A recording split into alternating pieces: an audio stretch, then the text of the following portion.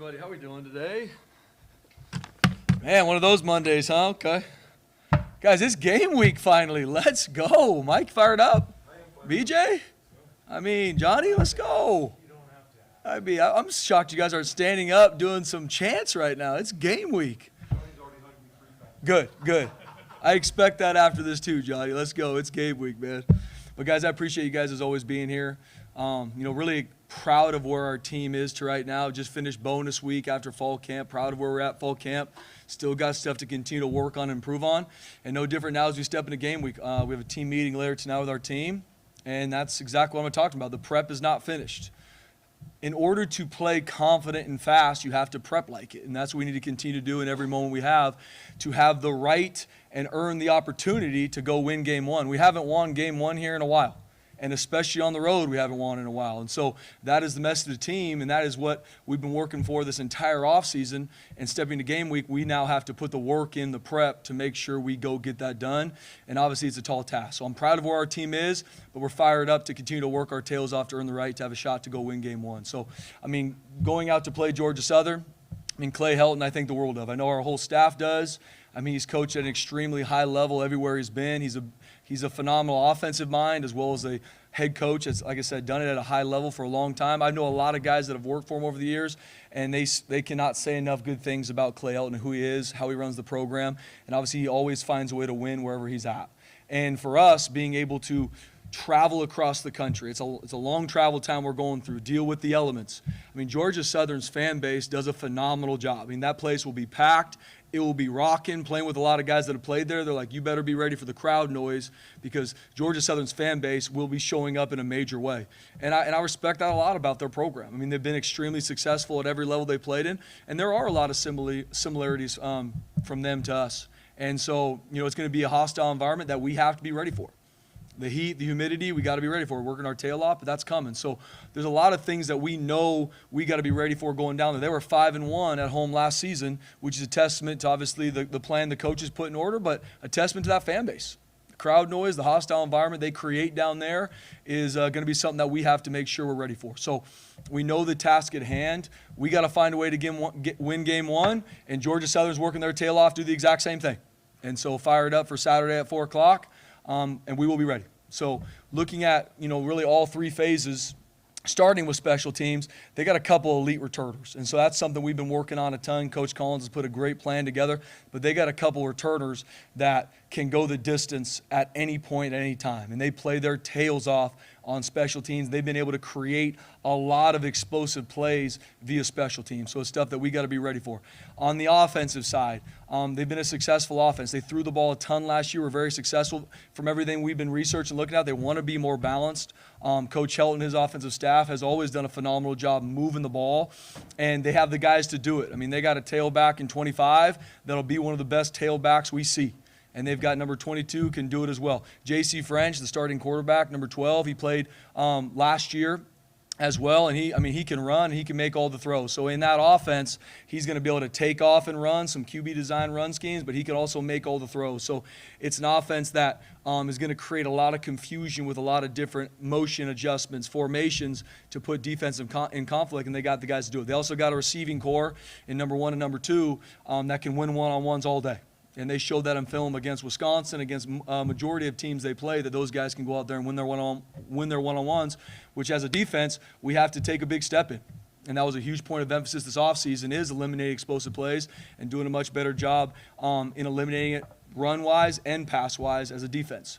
Flipping over to their defense, they did a great job creating turnovers last year. I think they had 28 takeaways, which is a great job by their defense. That defense plays hard. They got 8 returning starters. They brought a great group of transfers in on defense and on offense, so there's still some unknowns about kind of how they're going to use some of these transfers. But they did a good job hitting the portal on O and D to really even kind of boost that. But with 8 returning starters on defense, number 1, their Mike linebacker, he's a big-time player. He's all over the field.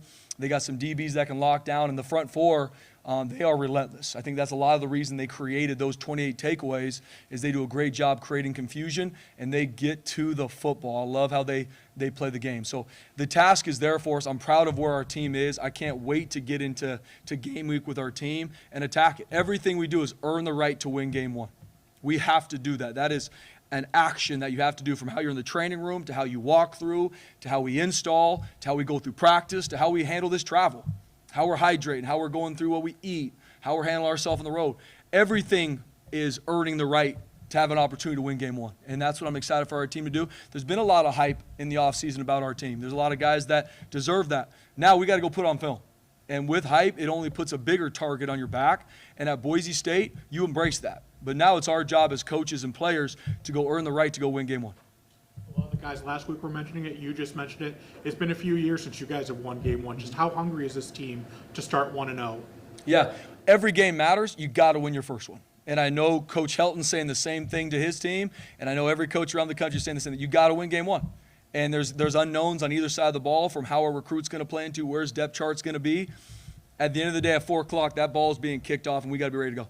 What gives you the confidence, Spencer, that you've seen in this building with these players that they know 1-0 is just everything right now? Yep. I've seen them work since January towards this goal, Johnny. I've seen them when there's snow out on the blue, and this game was 8 months or 9 months away, and I saw them work. Now, there's been a lot of things that we've needed to grow in every single day to this point. Like I said, this is game week. We still got things we got to continue to work and grow in.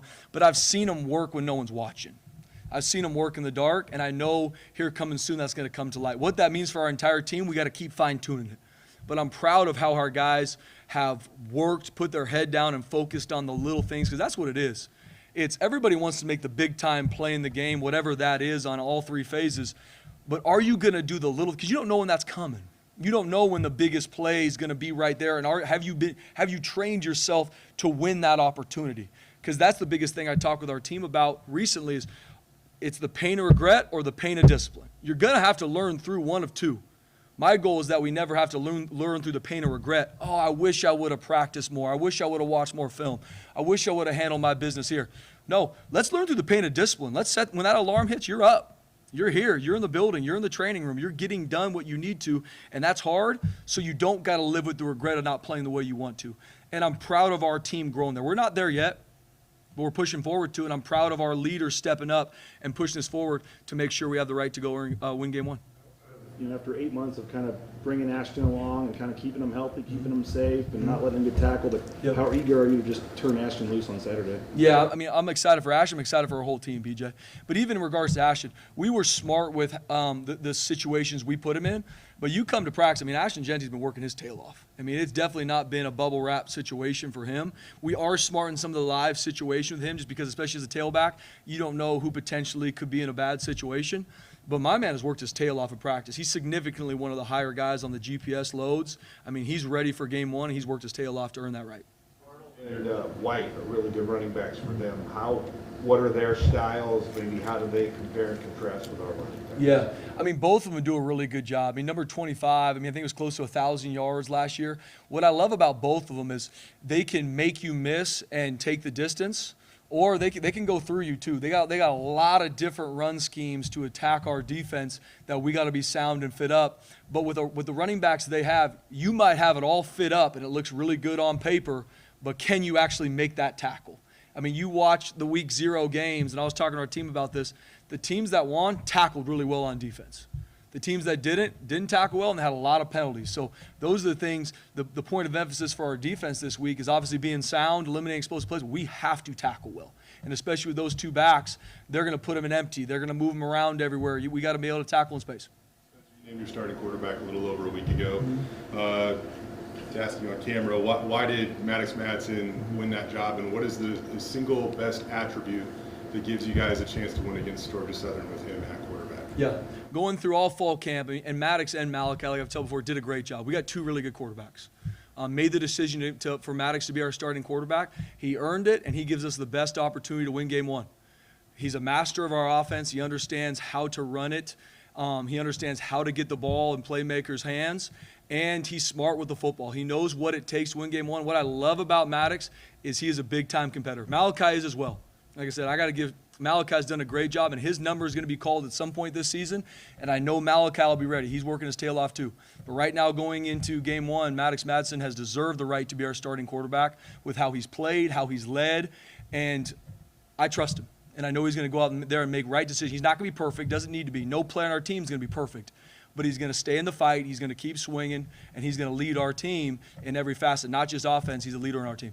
This will be the first time in his career that he's gone into game week being able to start, because, I mean, last year it wasn't until, I think, the day before the game. Just how is he kind of, taking that all in and really appreciating the moment? Yeah, he is a calm, cool, collected young man. I mean, that's what I love about Maddox. He never gets too high with the high or low with the lows, and he's a very consistent competitor.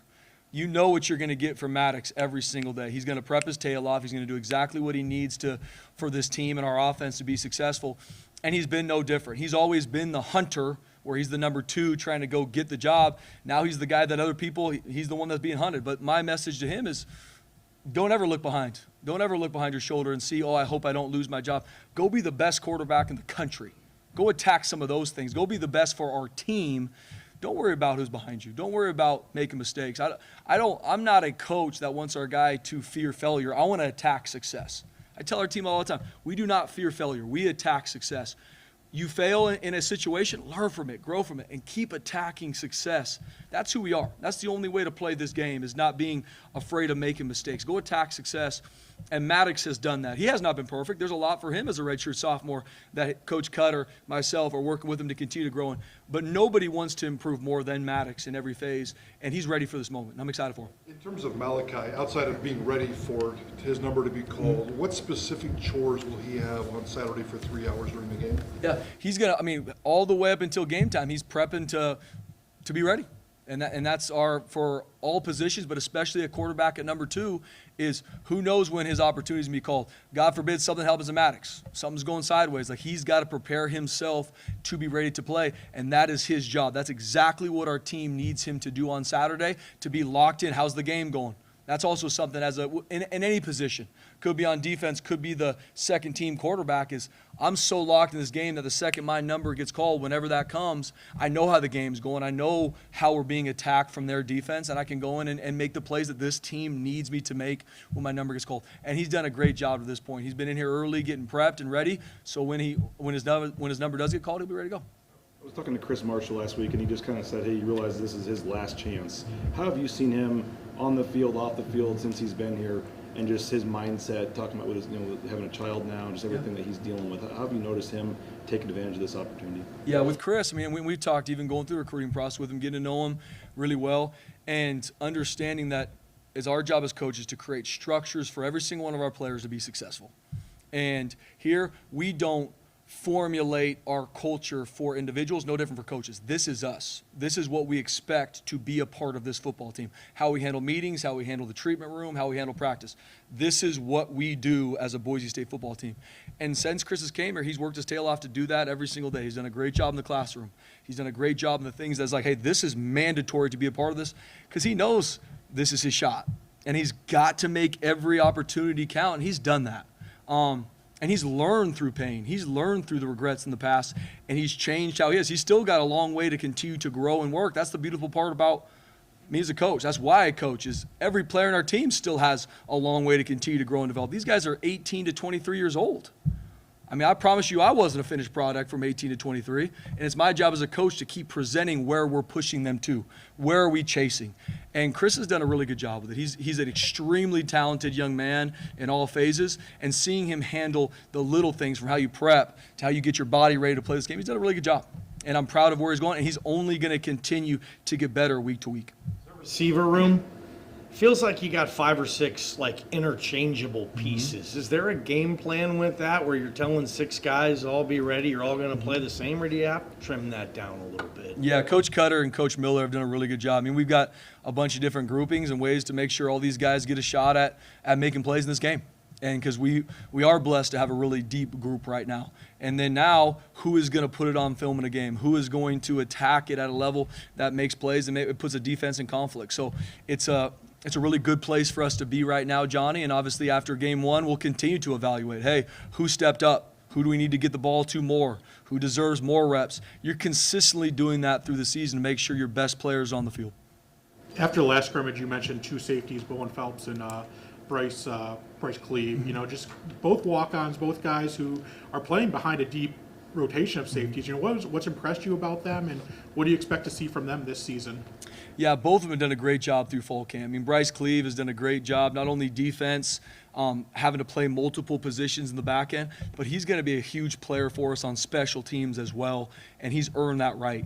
I mean, Bowen Phelps is a guy as a redshirt freshman that did some good things through spring ball, and you're excited about him. But, I mean, he came on the scene so strong in fall camp. I mean, you ask any one of our players on our team, Bowen Phelps, and they'll be very impressed with what he has put on film.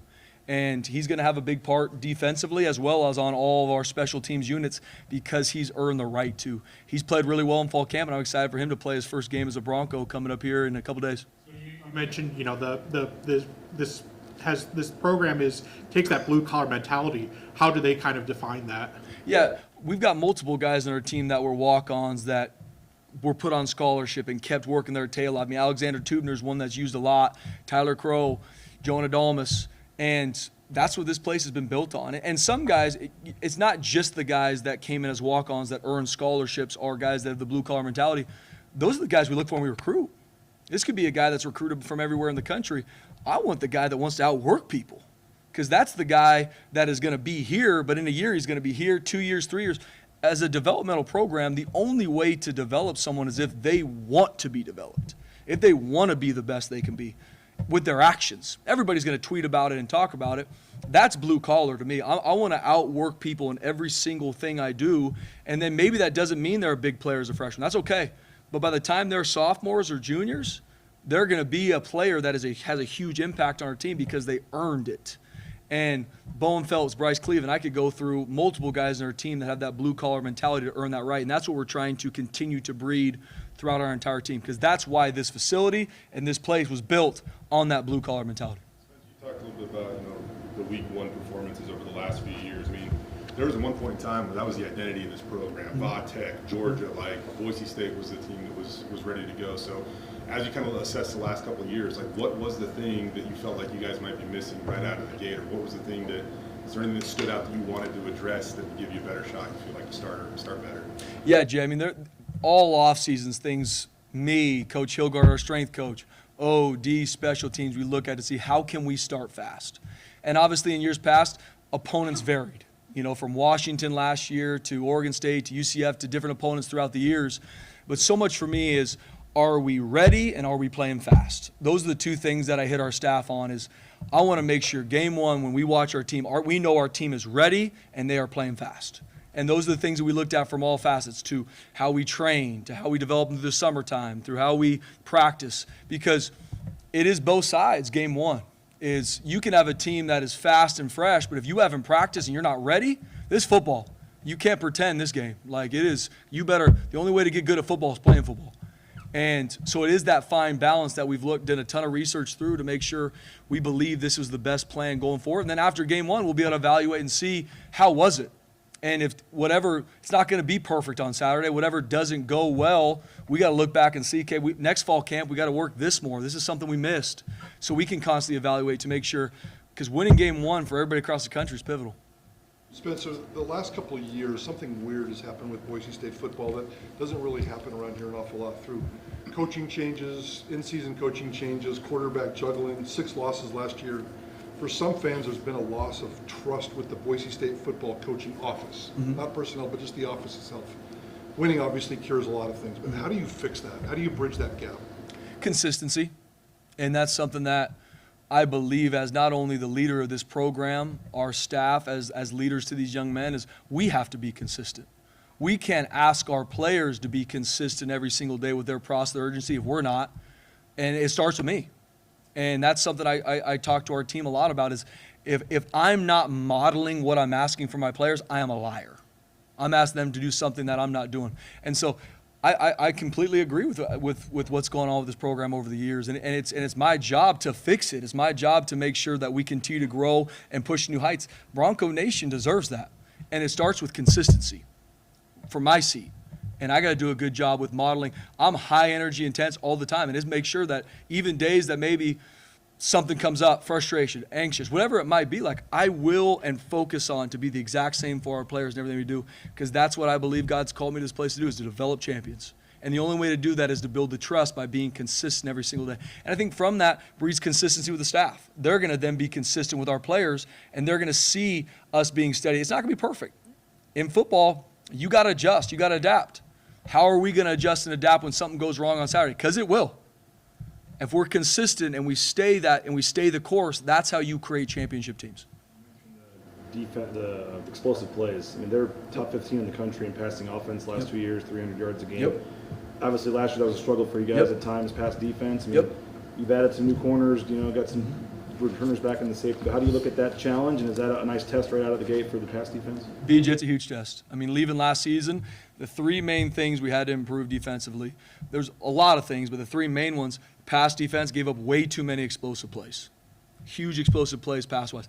Third downs, did not get off the field on third down. A lot of them were explosive pass plays. And the third thing was tackling, which Georgia Southern does very well. So it's going to be a really good test for our defense right out the gate to see, have we done a good job with our tackling?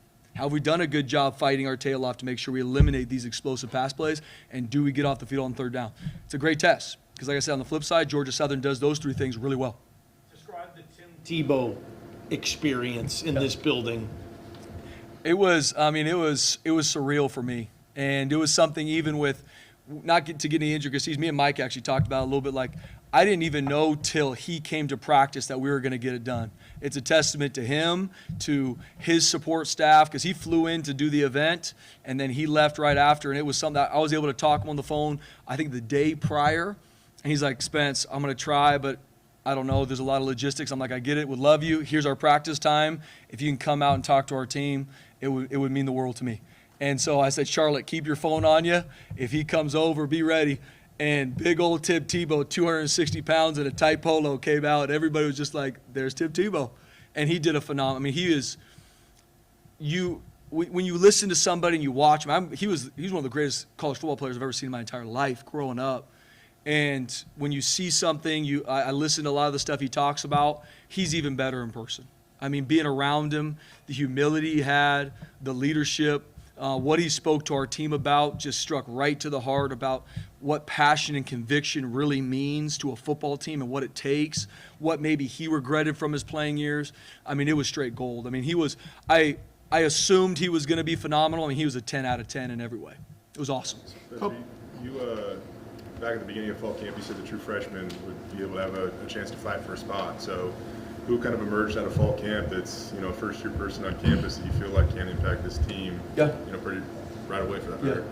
Well, first off, guys, Sire Gaines is going to have a huge role in this game, and he deserves it, and not only offensively, but also on special teams. I mean, Sire Gaines has earned the right to have a huge freshman year because he's put the work in since January to now. Another guy that came through the summertime is Cam Bates. I mean, Cam Bates has done a really good job. He's going to be a weapon for us on offense as a true freshman. And not only from special teams to offense, I mean, Cam Bates has done a really good job to this point. Defensively, a guy that's done some really good things too is Roman Kaywood. And he's a guy that I think will have a part of this game plan, special teams-wise. And just like anything, on the edge, sometimes you go through some practices where he gets banged up a little bit. But, I mean, his ceiling's high, and he's done a really good job. There's a couple other guys that are going to show up on special teams as true freshmen. Travis Anderson, Clay Martineau, a couple guys that came in that are going to have a role because they've earned that right to put on film and do a good job. So I'm excited for those guys to continue to grow and develop. And there's going to be some true freshmen that won't play at all game one. But we will need them game 8. And that's the biggest thing that I talk to our team about, especially with the redshirt rule of being able to play in 4 games. I don't talk to guys anymore about, hey, you're a redshirt, you're not. Go earn the right to be on special teams. Go earn the right to be somewhere in one of these packages on O&D, and then we'll cross the bridge when it gets to after the 4 games you played in to make the best decision for you and your future. But compete in everything you do and earn the right. Talked a lot about Sire. It just seems like he continues to exceed expectations in every way. Like when you look at like what you throw at a guy like Ashton and what Sire can handle, I'm not comparing the two ability-wise, but just like in terms of what you could ask Sire to do, like how much can you ask him to do at this point? You could ask Sire to do a lot, and I haven't met in my time many true freshmen wired the way Sire Gaines is.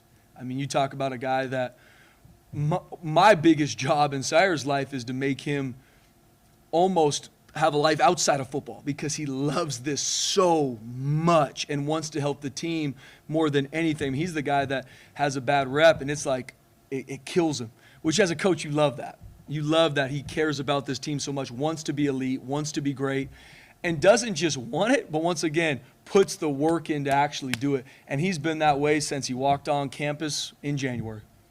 In the wintertime when no one even knew who this Sire Gaines kid is from Orange Vista High School, and he's done it since he got here, and he just consistently has earned the right. I mean, you watch every single one of our practices, Sire Gaines is practice tail off. Not perfect. He's a true freshman. He's 17 years old, but he's continually growing every season. So we can put a lot on Sire Gaines, and not only offensively but also special teams because he's earned it. And stuff that he screws up, he works his tail off to get fixed. And a lot of that is testament to Ashton. It is testament to Coach J-Mo, our running back coach, that's done a great job with him.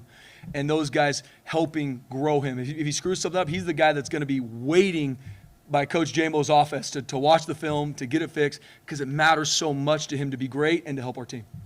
This offseason, your players were not shy about talking about CFP. I almost expected it to be written in a new goal up here on the wall. Yeah.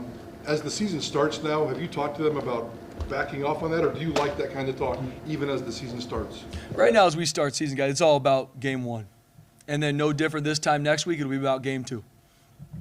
It's all about our process.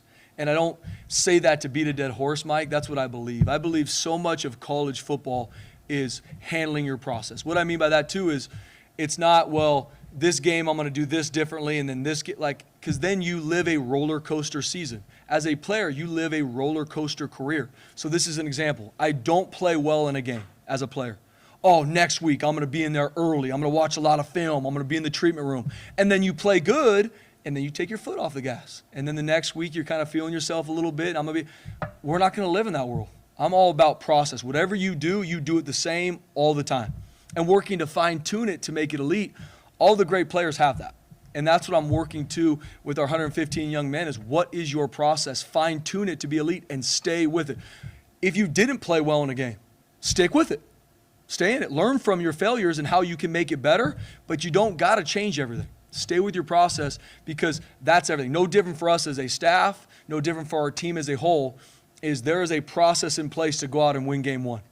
Then when we finish with game one, we're going to put our process into place to go win game two. And to your question earlier, Mike, it's my job to be consistent. Correct what needs to be corrected, learn from all failures, attack success. Questions regarding special teams. Every time this fall camp, we've had James, Jonah, or even Mason come in for an interview. Yep. The entire group has been in there with them, following them around. I know the brotherhood's a big thing, but how special is that camaraderie between the special teams unit? And then the second part of the question is, you've been around football a long time. Yeah. Have you ever seen fandom for punters and kickers like you have for what Boise State fans have for them? I'm going to answer that question first. I have not. I got a JFR and Jonah Dalmas shirt, and I wear it all the time. I can promise you that. I'm a huge fan. But, that group is such a close-knit group. Tyler Rossa does a great job coaching those guys. Coach Collins putting the plan together from a special teams unit. Coach Collins does such a great job with our special teams, building the mentality of those units to where if you are a starter on one of our special teams, that is a huge deal here. And guys are competing their tail off to be one of those. It doesn't matter if you're a starter on O or D. I want to be the right tackle on our punt team. He's built that mentality for our special teams unit through everything they do from the drills. And then that bleeds right into our specialist group. Like I said, Coach Rossa does a phenomenal job coaching those guys in the day-to-day. The mind games that it takes with regards to a kicker, blotting things out, and how to attack success the right way. But that's a close group, and it's fun seeing them, especially as a group of specialists. You do things differently than someone who's on offense and defense and are held to different standards in regards to practice and what is expected of you. But that's a close-knit group, and they do a great job together. And the expectations are through the roof.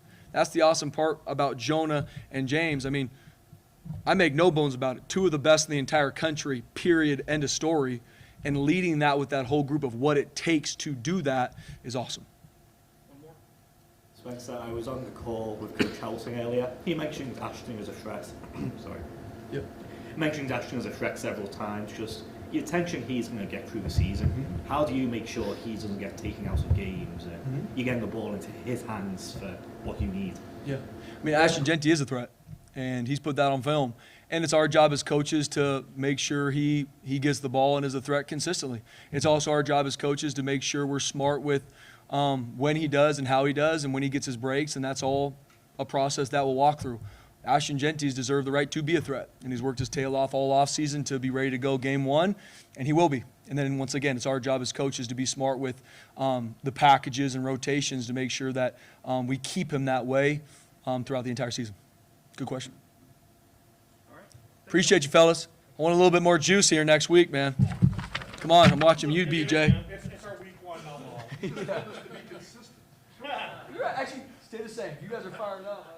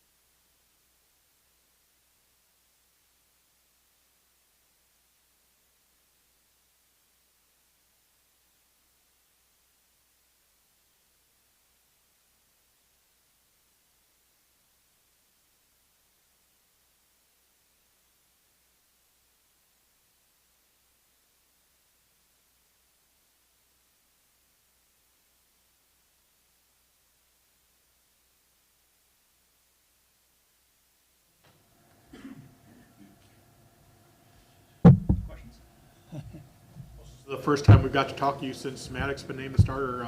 Spencer says he gives you the best chance to give you guys a win in week one. What do you think he does that gives you the best shot? I think he's just a pretty solid player all around. I mean, he's extremely smart. He's an excellent competitor. He knows this system inside and out. He'll get us in and out of the right plays at the right time. He's tough. He's a good leader. He's everything you want your starting quarterback to be.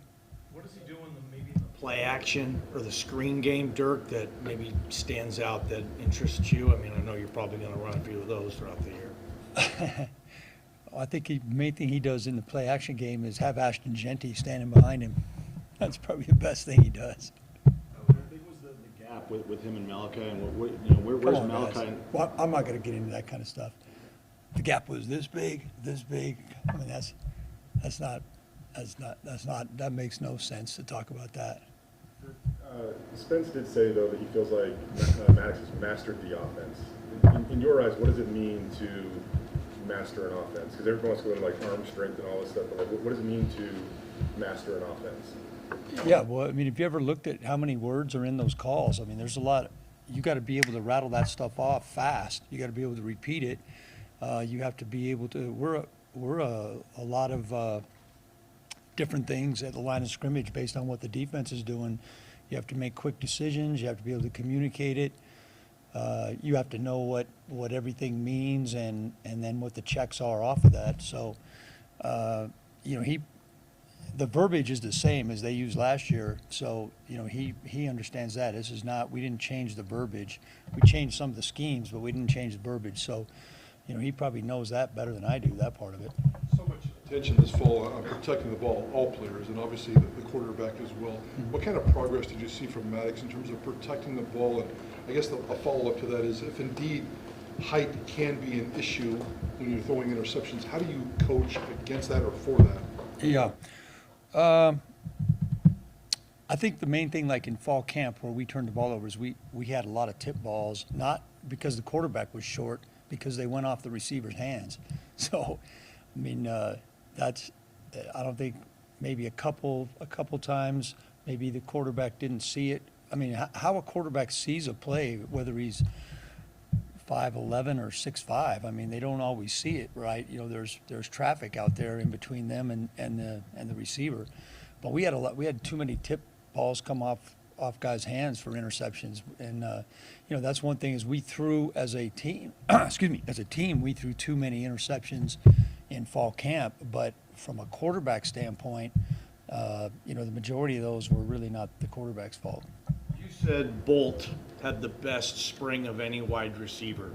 Can I ask you the same question regarding fall camp? What receiver had the best camp for you? Yeah, that's a little bit harder to quantify because we had guys in and out of the lineup, guys banged up at different times and held out for a few days here and there. And I think our wide receiver position is extremely deep. I think we have as many of 8 guys that could contribute in a good way to what we're trying to do. But Austin is up there. But Latrell Caples was probably the most consistent in fall camp, mainly because he didn't take any days off and he's in almost every play. Had a huge second scrimmage. You guys didn't get to see that, but that was. He was very impressive in that scrimmage. But I feel good about our receivers as a whole. There's a bunch of guys in there who can make plays. The in-game communication with the helmets, with the quarterback and stuff. How'd that go during camp and going on the road in week 1? How nice is it to have that?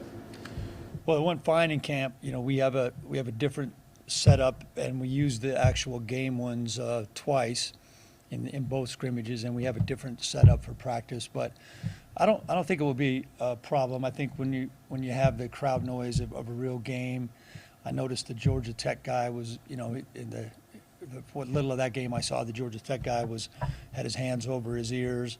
I'm sure at some point this year, crowd noise will be a factor. But as far as just the mechanics of it, we didn't have any issues with that. Being at camp, saw Chuck Pagano out of practice. Yep. And how much fun are you having? Like, does this still all bring you joy? We were watching the offensive coaches. We were watching. Chuck's been here a couple of times to practice, and we were doing a low red zone period, and Chuck was standing in the back of the end zone, and the pass was tipped or incomplete or something, and Chuck gave a little fist pump in the back of the end zone. Offensive coaches, we were watching it on the big screen. I said, "What the hell is that?" So I got my phone out and we FaceTime Chuck. I go, "Chuck, that's BS right there. Like, you can't come and root against the offense." And he just said he's a defensive guy at heart. But it's great. It's great to be around these players. These guys. Coach Danielsen has done an awesome job building this team, the chemistry that this team has, and we've just got a lot of good guys that work hard. These guys are hungry to learn and they're hungry to compete, which is exactly what you want. And it's fun to be around those guys. I've enjoyed it. Talk a lot about Ashton and the QB competition. What do you think about the guys in front of those two? Yeah, I think they're probably the most important 5 guys that we have, because it all starts with them. And I think we've developed a little bit of depth. Again, like when you go for as long as we have in a fall camp, there's guys in and out of the lineup, so it forces you, and plus there's a lot of reps. So your 2s and even your 3s are getting a fair amount of reps in training camp. So I think we've developed some depth there. 4 starters returning, so the experience factor is there. These guys are tough. They're big, strong guys, and they take it seriously. I'm excited to watch them play. Spencer was just talking about Sire Gaines. The last few years, this program has not been afraid to put true freshmen out there at running back. Mm-hmm. What's he do so well that makes him ready to play a role in this offense? Yeah, Sire, he's impressive. Last year watching from afar, Breezy came on as a backup running back and did a really good job. And Sire, I think, is right in that same realm. Like, he's a guy he doesn't run like a freshman, and he doesn't seem to be afraid of the moment. He's not out there fumbling around. He knows what he's doing. He's an excellent blocker. He's really improved his receiving.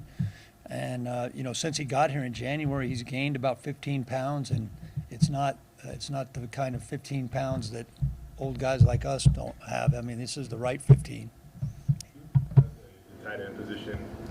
It's been a while since you guys have had a player that's consistently generated explosive plays, at least from that spot. What have you seen out of that group? maybe in particular 85? Yeah, well, Matt Lauder definitely is going to be an explosive player. He is, that guy's got huge upside, and, I think if you could go back and change time, you probably wished you would have used him a little bit more in the past. Maybe, there's a hierarchy in college football. Sometimes older guys play more because they're older guys, but Matt Lauder's a good football player. And we do have decent depth. We're just a little bit thin in numbers at that position overall, but our depth, all the guys that we have can all contribute and will all help us in the game. What's Georgia Southern do maybe defensively that maybe might be an issue? I think you're just a little bit, anytime it's a first game, those guys have been studying themselves all off season. They have a new defensive back coach, and he brought several transfers with him from Kennesaw State, including one that supposedly is going to start at corner for him, maybe more. They have their whole front four back, plus that middle linebacker is a real good player. Number one, he's an excellent player. I think they have good team speed. And they play a lot of man coverage. They played a lot of man coverage last year, which, kind of highlights their speed. They have two experienced safeties. Both their safeties are coming back. So they're experienced. They've got good speed. I think every team in college football would like to have their whole front four back, and they're solid there. So you just got the unknown of how much are they going to change scheme-wise, and, I'm sure they have to wonder the same about us. Dirk, you've coached like 147 season openers. Maybe I might be exaggerating. 42 to be exact. Is that what it is? Is it really 42? Mm-hmm. What's the one thing that football teams, regardless of the level, have to guard against on opening weekend, from your experience? I think, everybody goes into opening weekend with a rosy outlook on the season. And I guess the old Mike Tyson line about everybody's pretty fired up until you get punched in the mouth. Like, football's a violent game, and we spend so much time trying to protect these guys from injury because it's a long season. And, you don't go as live as much as you used to in the olden days. And I just think there's adversity around every corner on the road. It's a long trip. It's going to be warm. It's going to be humid. It could possibly be extremely wet. And there's a tendency of people to sometimes look past one team to get to another. There's a lot of pitfalls out there, and you never know. It could be a slip. A ball could take funny bounces. There's just a lot of things that can go wrong. So, you're always kind of just worried about the unknown. Just Ashton Genty, just to be able to turn him loose on Saturday, and there's a lot of hype and talk about him, but just to let him get out there on the field and actually play and be the big factor in your offense. How excited are you to call plays for that? Yeah, no, he's had an awesome camp. I mean, Ashton, he's a heck of a player. He deserves everything he gets because he backs it up with how he works, and he's very productive on the field. I mean, that guy's just so consistent and so solid. Strong in every area, blocking, catching, running. And I know Coach Danielsen probably mentioned he's been really improved, or I don't know if improved is the right word. He's probably our best leader, one of our best leaders on the whole team. Kind of building off Ashton, you were in the NFL for such a long time, and once you get that level, obviously guys got to take care of their own business. And all you hear about Ashton is how he really handled his own business this offseason. So what do you think about the position he's put himself in order to have success on the field this fall? Oh, he's done everything he needs to do. I mean, he's ready to go for sure. And I think the other thing that's important is he's brought other guys along. I think the fact that we were talking about how fast Sire's come along. I mean, not only does Ash help those young guys, but him and Mad Dog missed a connection on a pass the other day. It was actually on Inferno Day, and we had Inferno Day. I mean, that was no joke in that indoor the other day. It was like 90 degrees, and at the end they had missed on a pass. They stayed out there after, and Ashton made Mad Dog stay out there, and it wasn't a short pass either. It was a long pass. So they ran a few extras after on their own. So that just shows what kind of guy he is. You're going to be on the field Saturday, right? Normally? I am not. You're up top this year? That's correct. I just see the game better. It's I could do a better job up there than I could on the field. You guys are the only ones that can see it perfect from the field. I can't. Hey, I'm honest about it.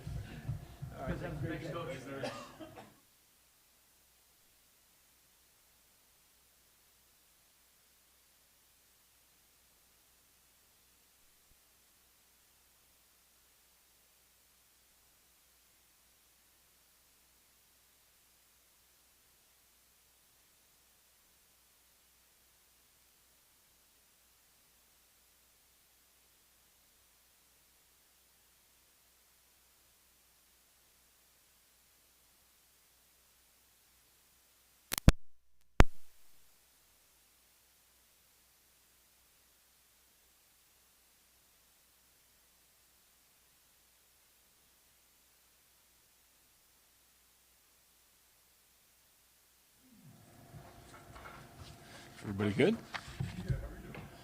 Doing great. What stands out about their offense, and obviously some returning production at running back and receiver? Yeah, I think, you look at those guys, and obviously they threw the ball a lot last year, but I think their running game is really, really good. I know they've talked more about being balanced attack, and I can see why. They've got 2 good running backs, really 3.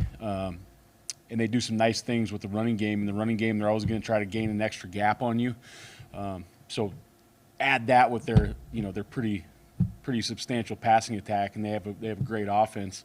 They do a great job of motioning and shifting to create angles, getting an extra gap in the run game, hiding some of their splits and tendencies in the pass game. And there's always going to be a trick play that you got to have your eyes clean for. So they do a really nice job offensively. I mean, they're over 300 yards each of the last 2 years under Clay Helton, and obviously at times pass defense was a struggle for you guys last year. I mean, how big of a test right out of the gate is this? Yeah, I think this is a great first game for us and a not so great first game. It's not so great because you're defending a really, really, really good offense, but it's a really good game because you're going to see.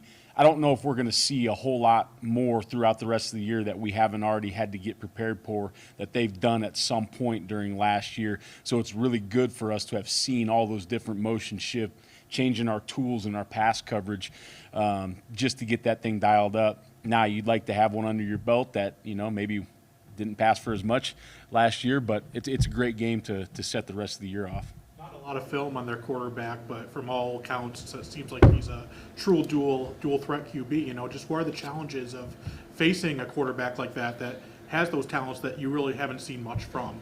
Yeah, I mean, it's not only, just like you said, it's working their offense from last year, but then also working some things in anticipation for some quarterback runs because, like you said, he is a dual threat guy. He can pull the football. They can make some design quarterback runs along with him. And then, their backup, which I assume will be their backup, Dexter Williams, he's a really good athlete as well. We got film on him from Indiana. He can really run around. So I think there's going to be some element of quarterback run that we definitely have to get ready for, even though they may have not shown as much of that on film last year. Last time we talked to you, you told Prater and myself that, you wanted to put your own spin on this defense. After fall camp, I mean, were you able to do some of that? And what is kind of the Chinander spin on this defense a little bit? Like any type of your own incorporations that maybe they didn't do last year that now you can because you're the DC? Yeah, and I think that some of that is maybe to people that aren't in the building is not going to be a huge departure when you're watching it on film. But I think not just me, but our coaching staff did a really good job in the offseason of taking and anytime you're a defensive coordinator for a long time like Coach Danielsen was, and he kind of had been in this system, so it was a lot of defense, a lot of different things being pulled into one.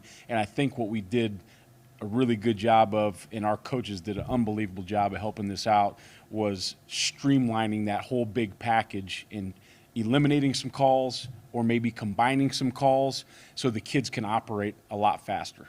And so I think that's the number one tweak. And then with that, additions, just adding a few things that me and Coach D had already talked about before he became the head coach, just some new things we want to get going on third down and maybe some of the pressure packages that way. But really it was more about streamlining the system and making it more user-friendly for the players. your two starting linebackers, when healthy, they've been crazy productive at times. What stands out to you about those two? And they've been here for a while. They know each other. They have some continuity working for them. So what stands out to you about those guys? Yeah, I mean, and they're a little bit different players. Drew is going to be more of a true flash guy. Like, he's going to make those big plays, and he has a great nose for the football, and he can accelerate quickly, and he's done that over a period of time. And Marco is going to be one of those guys where it's always going to be in the right spot, always going to have the front set. He's going to be a great tackler. He's going to make the plays that we need them to make. So together, they're a really nice tandem to have in the field. Heard a lot of praise from the safeties on Bowen Phelps and Bryce Cleaves. What have you been impressed with how they've done this fall? I'll tell you what, man, Bryce. So you guys all know Bryce. He's been here. He's played in some football games. He's done a really good job. He's become the guy where no one has an issue with putting Bryce in the football game. He's done a great job all camp, special teams and defense. But we kind of knew that he would be who he is. He's a solid player. He's a good football player. Bowen Phelps, on the other hand, kind of came a little bit spring ball. You saw it, and then fall camp, you're like, whoa, where'd this guy come from? He's done a heck of a job. And right now we feel like we can play him in a lot of different spots. He's going to be starting on special teams, but he will play on defense this year. Not guaranteeing how much or when and why, but he will play on defense this year. And that's a heck of a deal for a walk-on guy that's coming into his redshirt freshman year. And you watched the games from last weekend. A team that didn't tackle very well, struggled. And you talked about needing to get better tackling. It's a little bit of an unknown going into game one, but how do you feel like the tackling's improved and ready to go on Saturday? Yeah, I think it's improved. I was happy with where we were in spring. Scrimmage 1, I didn't think we tackled as well as we need to. Scrimmage 2, we cleaned that up, and we're going to work hard on that, even continuing this week. Like, the hay is not in the barn, the prep is not over for us, and some of the mental work we're sharpening up, but we need to get those tackles in. So we're going to have to tackle live a little bit. That's not going to be a crazy. We're not going to get anybody hurt, but we're going to have to tackle live and make sure that happens because, as Coach D mentioned, you watch some of those games, teams that tackled well seem to find a way to win those football games. Teams that did not tackle well, it did not work out well in their favor. Football itself is such an interesting game because you guys practice, you could say for 6 years for some of these guys, for 12 opportunities a year. With all the work you've played in, how eager and excited do you get at this point just to see if these guys can go out and reap the benefits of all this stuff? Yeah, I think for me, the practice never gets old because that's what we do. We're trying to coach these guys. We want to see improvement for them. We want to see them execute something today that they maybe screwed up on yesterday. So that never gets old, but for these guys that have been working to show the world what they can do for 12 times, which, in any part of life, 12 things you've worked for your whole life to be judged 12 times is probably not fair, but that's the game of football, right? It's pressure. Pressure's a privilege, right? Being at Boise State's a privilege. But these guys are ready. They're tired of hitting each other. They're tired of, going up against Ashton and Luttrell and Mad Dog and all those really great players that we have, and they want to go see what they can do against somebody else. So I'm fired up for them to go test their skill, test their will against an opponent. As much as you can say here, as a defensive line coach and a DC, but a guy like Ahmed, there's 90 plays, let's say. Obviously you can't have him out on the field for 90. What's the perfect rotation look like for a guy like him to keep him fresh and at his peak? Yeah, with a guy at almost any position where they're an impact player, I don't think there's a set rotation. It's going to be more about what's the number of reps where they can play concurrently, and then we have to get them a break. So there might not, if it's a 3 and out, they may not need to come out. But all of a sudden, there's the drives going 6, 7, 8. What's the breaking point? With Ahmed, it's a little bit higher because he just plays really hard and he can find a way to keep it going. But the heat's going to become a factor, the humidity, so we're going to have to be able to rotate guys through and be pretty fresh. How do you best use Benefield? Is he a line of scrimmage? Is he backfield, boundary? Do you nickel him? How do you maximize who he is? No, that's a good question. because he can do a lot, So one of the things, to kind of piggyback on your other question, what's changed in the system, we have added some things where specifically him, whoever's playing that position, we can get them in a multitude of different spots depending on what the call is, so we can utilize all their skill sets.